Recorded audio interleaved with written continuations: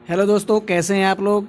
Universal target में आपका स्वागत है। मैं अरुण अपने चैनल पे आपका स्वागत करता हूं। देखिए, एक वीडियो मैंने डाला था घोष सघोष अल्पप्राण और महाप्राण का। उसमें थोड़ा सा मिस्टेक था, ठीक है, तो उसको मैंने डिलीट कर दिया और ये वीडियो मैंने पीडीएफ की तरह बना दिया है। आप स्क्रीनशॉट भी ले सकते हैं, आपके पास भी रह सकता है, ठीक है। तो चलिए, वीडियो को लाइक कर दीजिएगा और वीडियो छोटी होगी, आप वीडियो को पूरा देख लीजिएगा, ठीक है। देखिए, सबसे पहले अगर आपको घोष सघोष पढ़ना है तो सबसे पहले आपको देखना पड़ेगा आपका ये जो स्पर्शी व्यंजन होते हैं, ठीक है। वर्णमाला जो व्यंजन होता है तो स्पर्श व्यंजनों की संख्या होती है 25 और इसी को विभाजित किया गया है, ठीक है। इसी को मतलब घोष अघोष अल्पप्राण और महाप्राण में रखा गया है।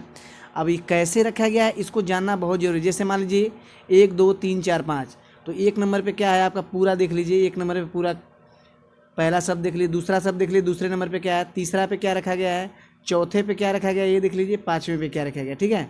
अब इसी को अल्पप्राण महाप्राण में घोष सघोष में कैसा रखा जाता है इसको देख लीजिए, ठीक है। देखिए, ये आपका अल्पप्राण महाप्राण घोष अघोष। तो सबसे पहले इसका डिफिनेशन जानना बहुत ज़रूरी है। अगर इसका आप डिफिनेशन जानते हैं तो बहुत इंपॉर्टेंट हो जाता है। तो देखिए, डिफिनेशन की अगर बात करें आपको, अल्प प्राण का मतलब अल्प मीन्स क्या होता है, कम। प्राण मीन्स होता है वायु।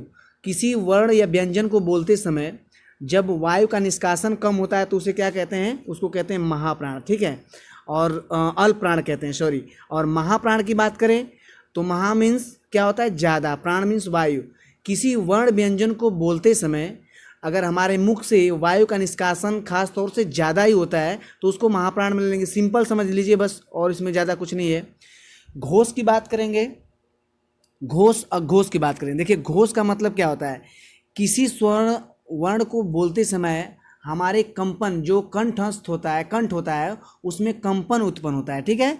तो कंपन उत्पन्न होते हुए हमें जो शब्द हम बोलते हैं तो उसको क्या कहते हैं, घोष कहते हैं। अब घोष की अगर बात करेंगे तो किसी शब्द को बोलते समय हमारे कंठ में कोई उत्पन्न कोई प्रक्रिया नहीं हो पाती है, ठीक है, उसके बाद हम उसको क्या कहते हैं, अघोष कहते हैं।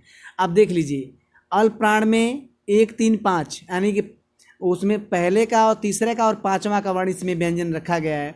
महाप्राण को बात करेंगे तो इसमें क्या दूसरा रखा गया है और क्या रखा गया है, दूसरा और चौथा रखा गया है, ठीक है। ये देख लीजिए, दूसरा और चौथा रखा गया है। उसी तरह इसमें भी पहला तीसरा और पांचवा रखा गया है, ठीक है।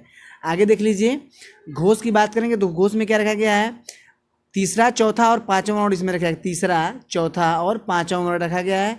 उसी तरह अघोष की बात करेंगे तो इसमें क्या है 12, यानी कि पहला और दूसरा। देखिए, समझना क्या है, आप मैंने इधर ऊपर लिख दिया है, ठीक है, ये लिख दिया हूँ तो आपको कंफर्म भी हो जाएगा, रखने में कोई दिक्कत आपको नहीं होगी। देखिए, एक क्वेश्चन और पूछा जाता है, पूछ देता है कि टोटल अल्पप्राणों की संख्या कितनी है, अल्पप्राण में कितने व्यंजन होते हैं टोटल। तो देखिए गाइस, यहाँ पे मैंने काउंट कर दिया 19। और ये जो आप देख रहे हैं ब्लैक से मैंने इसको किया है, इसको कहते हैं अंतस्थ, ठीक है। इसको क्या कहते हैं, अंतस्थ वर्ण, ठीक है, अंतस्थ वर्ण इसको कहते हैं। और उसी तरह आगे देखेंगे इसको, तो इसको क्या कहते हैं, इसको कहते हैं ऊष्म व्यंजन। तो ये ऊष्म की और इस ऊष्म की संख्या और इसको जोड़ेंगे तो 14 संख्या हो जाएगी। वहीं यहाँ बात करेंगे तो यहाँ फिर भी क्या किया गया है, अंतस्थ वर्ण को रखा गया है, लेकिन इसका ह वाला जो वर्ण है उसमें में यहाँ पे रखा गया है, इसको एक्स्ट्रा जोड़ा गया है। तो ये कॉमन है, बस आप याद कर लेंगे, ज़्यादा कुछ है नहीं, ठीक है। मैं पीडीएफ आपको भेज भी दूंगा, इसका पीडीएफ आप लोग को भेज दूंगा। और आप लोग वीडियो लाइक कर दीजिएगा, सब्सक्राइब कर दीजिएगा। फिर अगली वीडियो में आपसे मिलते हैं, तब तक के लिए थैंक यू।